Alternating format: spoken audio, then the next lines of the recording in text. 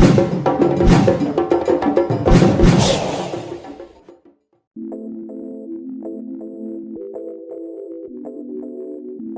evening. Speaking to I am Lee Mashwangani, editor of GoodStoryToTell.com. This evening we'll be looking at Hlengiwe Mputhuma, a poet. We'll be looking at her life experiences, her journey, and just her writings and why she does poetry. Join us in this interview. What's good?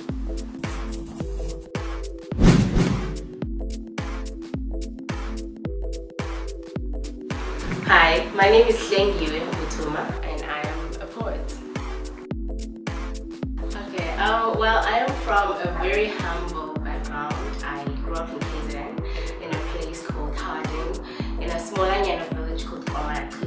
I grew up with my siblings and family, went to high school in Itobo. So basically what I'm trying to tell you is that I come from a very small setup, even in my growing high school level. It's only in tertiary where I started experiencing a city, which is Durban.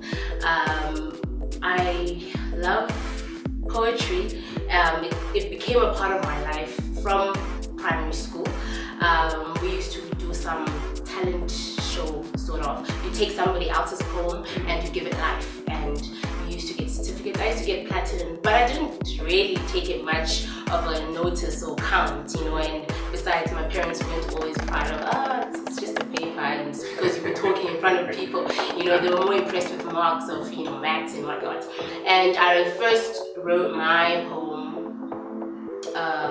in grade 6, I think. That's the first poem that got acknowledgement. They wanted to publish it. Unfortunately, we had to fork money, and my parents were like, we don't have that money.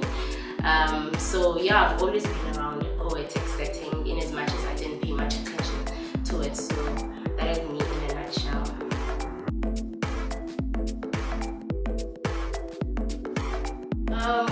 Well, when I was still younger, I used to just write poems about flowers, anything, just cute things and whatnot. And when I grew up in teenagehood, I started writing about myself, which are the poems I've never really shared about my life and experiences. But poetry that I share mainly now is poems that will uplift someone, and with a spiritual connection. And I'm a Christian, and I want to write something or share something that will make someone's spiritual journey a whole lot lighter, or they will make a question answered via that poem. And it's actually a privilege, because you really get to minister in 5 or 10 minutes, and you just get to just use that time effectively, use those words and make them pierce someone's heart.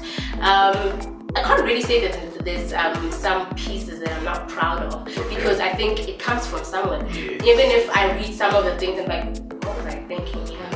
It's my work, and at that time, probably it made a whole lot of sense. And when I read it now, I might not really, I'm not really sure of what it is all about, but I think it came from somewhere at that point in time.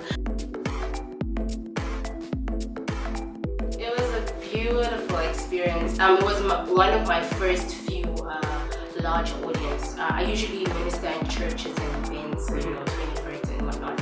So that was my first huge sort of setting. But I loved it. I felt so comfortable, as I got on stage. I got some confidence that I wasn't sure where I got it from. Obviously, maybe it's from God, definitely. But I didn't think I would be able to just master that in that sense. And I knew that it was definitely God. It couldn't have been me. And it was after the ministry, or after I ministered, I just felt fulfilled. I felt my heart was smiling. When you smile from your heart, and you know that definitely, I know somebody's life was changed. And I think that's just the greatest reward of that particular performance. Oh my goodness. Let's see. Wow. Is it a case of which one? Oh.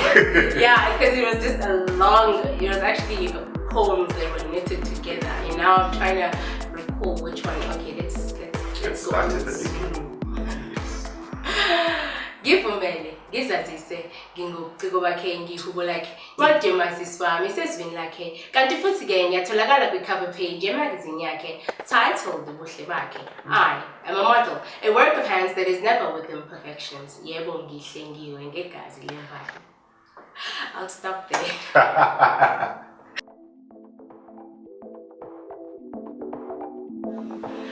Poet, I think as a whole, if you go in a biblical background, we come from words. So the very existence of who we are is from words. So I think it is very important that we are in tune with words.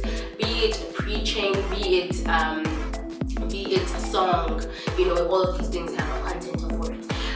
The difficulty in poetry is that obviously it's just a person probably just ministering or just articulating these words with probably a little bit less music, a little bit less rhythm. You can't really dance to it, you just have to listen to it. So you have a particular audience. With music, everybody is involved with music. But with poetry, what you experience is that some people aren't for poetry, so to say, and sometimes even those who say they're not for poetry, after listening to you, they say, I'm not such a poet fan, but after listening to you, knowing that it has a sense of delivery with it, I could listen to such, So it's I think it's a matter of how you deliver and who you deliver to. So for me, I think it should be given a greater value, even in the market, because even with some people, they will just question you that why don't you write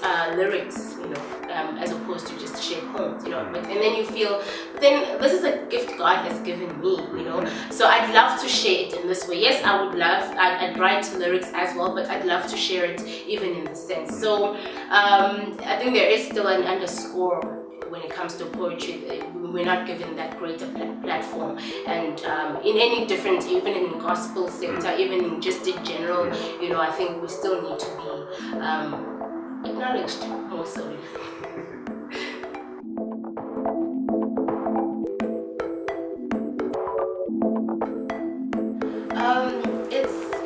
It's a dream that I would love to, minister to audiences, to larger audiences, and impact in their lives, because the one, as I did say earlier, that the one fulfilling thing is someone walking up to you and saying that poem touched me, or that poem did something to me. So I'd love to increase that base and baseline, instead of going to other people's shows and delivering my work, have my own show, and allow people to come. Yes, why not?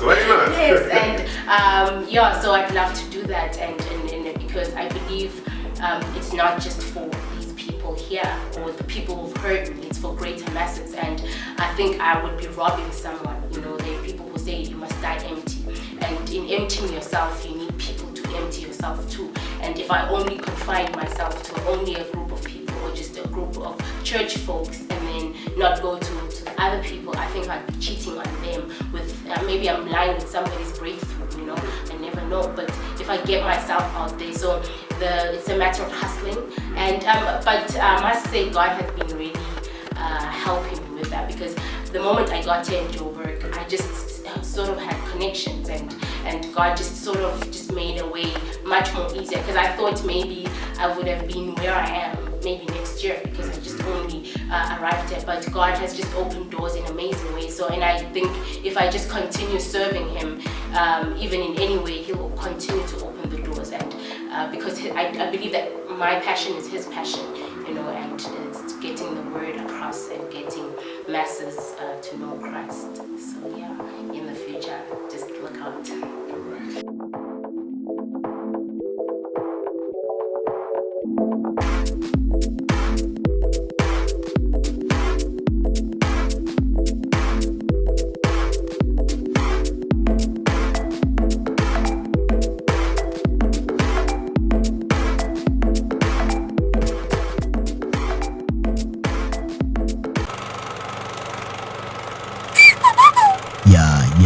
I'll see you again, my friend.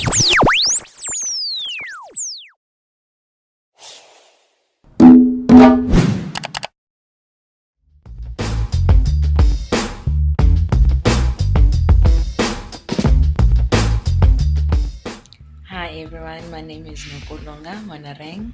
I'm a qualified iTech beauty specialist. I'm based in Durban. I specializes in nail enhancement, like the one I've got on right now, and I also specializes in makeup. The reason why I chose this industry, it's the excitement, the broadness that comes with the industry. I've been in the industry for a couple of years now, for the past 3 years, and it is an exciting career to be in. There's never a dull moment. You get to meet a lot of people and impact people in different ways, and yeah, so it is a fulfilling industry. It's quite challenging but fulfilling at the same time. I wouldn't trade it for anything. So if you happen to be in Durban or happen to pass by Durban, you can get hold of me via Facebook. I've got a page there which is called Obohle Glamour Studio, and I'm also on Instagram, which is also on Obohle Glamour Studio. So I'm looking forward to seeing you, and thank you for taking your time to listen to this video. So bye.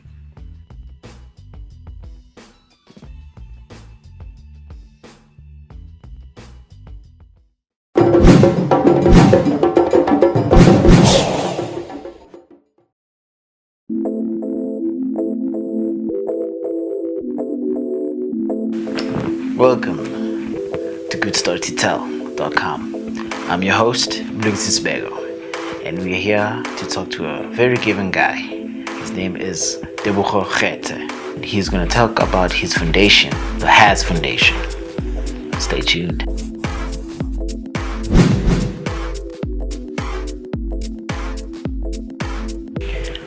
I'm Tebogo Kgetse, and I was born in Free State in Thaba Nchu.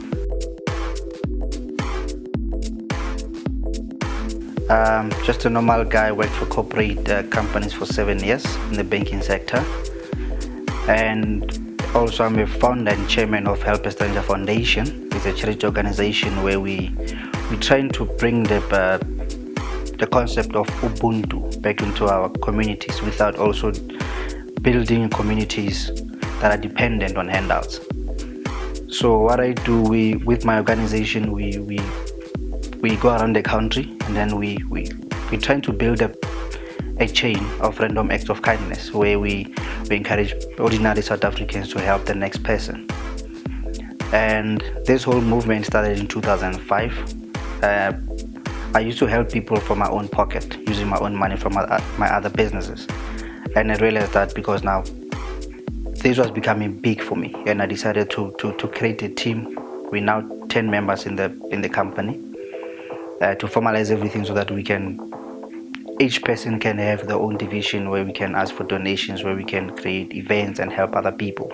At the same time, building that movement of helping other people and encouraging them to bring that concept of Ubuntu. We do sanitary towels, we do school shoes, we do school uniforms, we adopt kids, we pay school fees for them. We work also with independent orphanage homes, independent elderly homes for the elderly. That's what we do as a Help a Stranger Foundation.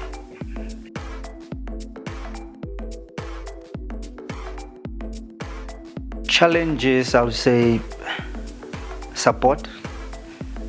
We don't get as much support as we had hoped, and that hinders us from helping more people.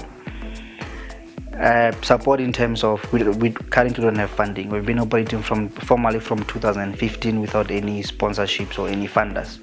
So what we do, we create our own initiatives on the side so that we can generate funds and also to run the company and to cover for cost to run the organization.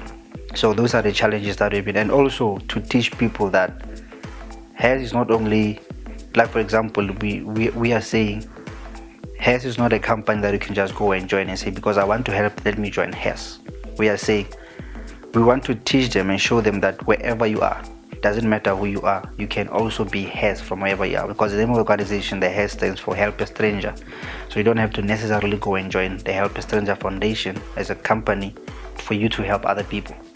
It can be somebody that stays with you in the same street, and you know the third house from your house, there's a kid there who goes to school without proper school shoes. If you take your own money, buy school shoes for that kid, that's what we're trying to encourage. So we're still busy, but I think now we're almost reaching our goal, our mission to teach people and show them this is what you can do from wherever you are. It doesn't matter who you are, and you don't even have to have lots of money to do that. So every time it's all about education, so that people can understand that to help somebody, you don't have to go and join another organization, or you don't even have to open your own organization. You can still do it from your own heart, as long as you want to do it and your heart is in it, and that's something that you want to do.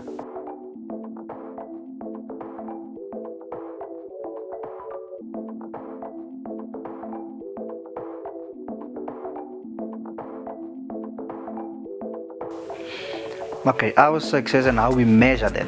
Since we've started so far, we assisted just about over 600 individuals. And how we measure that is that I'm just gonna make two examples. A couple of years back, I went to, actually in 2015 when we started, I went to one of the high schools. We donated school shoes, we donated school uniforms and sanitary towels. And that time, one of the girls there was doing matric. Now 2 years later, when I met this young woman, she came running to me, and I couldn't recognize her. She called me by my name. When I stopped, I greeted her. I thought maybe she knows me from where we've been doing events, and she came and said, she reminded me that we have done an event at her school.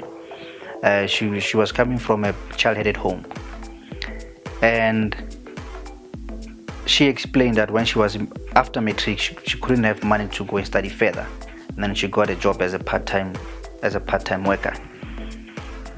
And now with her money, what she's been doing for a couple of months, she identifies school children, buys them school shoes, and then buys them school uniforms. And she was showing me pictures to say, this is what you've done for me, and this is what you taught me. So now what I'm doing, I'm actually helping other people, because I know I've been in the same situation. So that's how we measure it, so that people are still coming back to us and say, this is what I'm doing, this is what I'm doing, you helped me to do that, and I'm doing for these other people. So we're getting lots of emails and WhatsApp messages, pictures, and people are showing us that you have done this for me, and then I've done this for these other people. At the same time, when it comes to corporate, I've linked some of the individuals that we found in the rural areas, in the semi-urban areas. We have linked them to some of the suppliers. So basically, I've got an experience in distribution of prepaid SIM cards and field promotions. So I've linked these guys to some of the suppliers that I was doing business with. And now also every time I go to the community, they're always showing me, this is what I've done, or maybe I've bought a car, I've bought myself a house, this is what I'm doing for my family. I'm actually buying food for my family, I'm paying school fees for my younger brother or my siblings. So that's how we measure. So we actually gathering all that information to create our own profile, because now that is the only way how we're gonna measure our success, and that also encourages us to do more.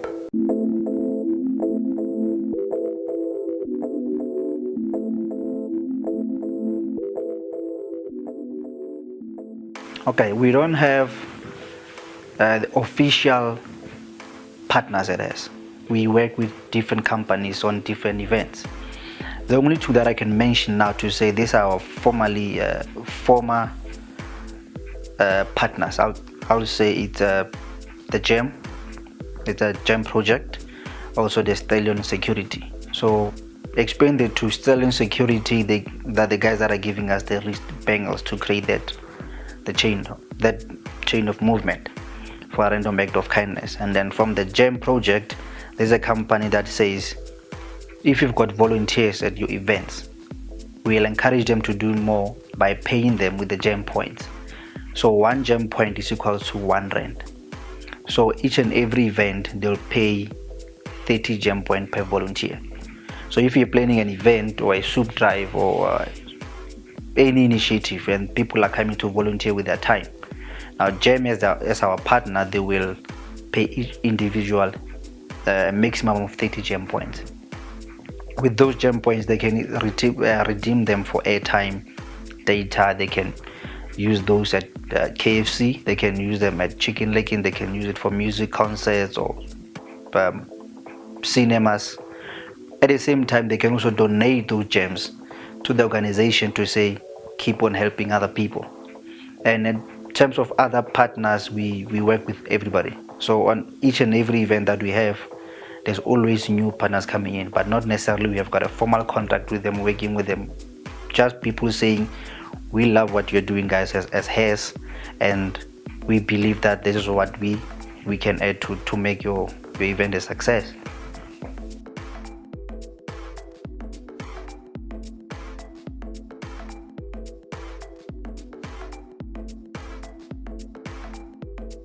Like I said, we are a self-funded church organization, and we've got about 10 members in the company. And sometimes our challenge becomes very difficult when we have to go in a certain area. Our members are scattered around Gauteng, and some of them are not working, and most of them don't have their own cars. And it's very difficult if we're going to have an event in an area and we need transport. And at the same time, taking into consideration, don't have any funding to get a transportation or our own transport. So that's where the challenge come in. So that is our challenge. In terms of resources, we don't have transport of our own, and at the same time, we don't have an office of our own. We don't have. What we are currently working on is a shared space, which I did not have a problem with it because we travel a lot. But now we need a space where we can file everything and document everything and save it in a proper space. If we get a working environment, a proper working office where we can say we've got shelves and then we've got different files where we can document and file our stuff.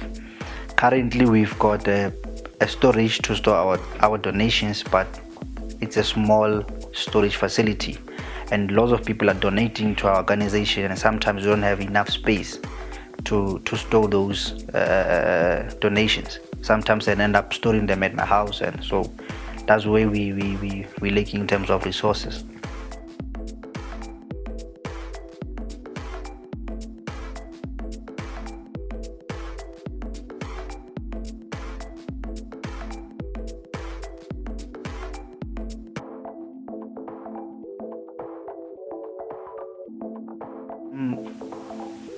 I'll emphasize on something. This is a Help a Stranger Foundation, so it means we are helping everyone, and then everybody can help everyone.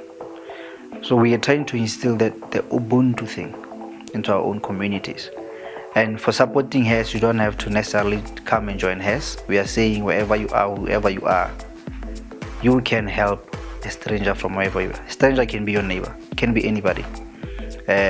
For us to say strangers because of we helping everyone. It can be anyone from anywhere that we help. In terms of supporting our organization, in our organization we've got our own HES branded mineral water.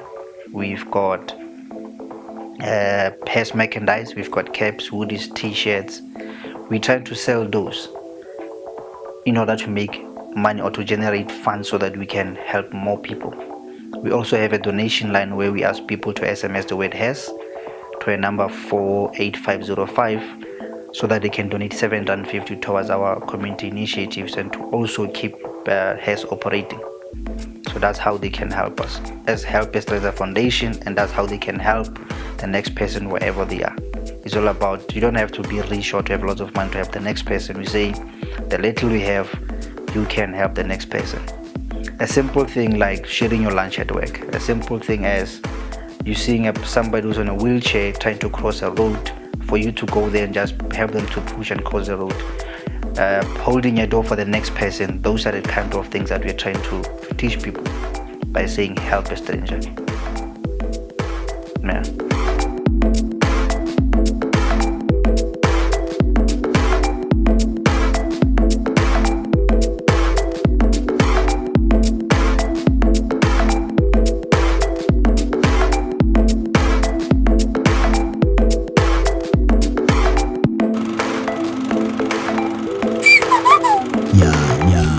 asiyeke bafethu.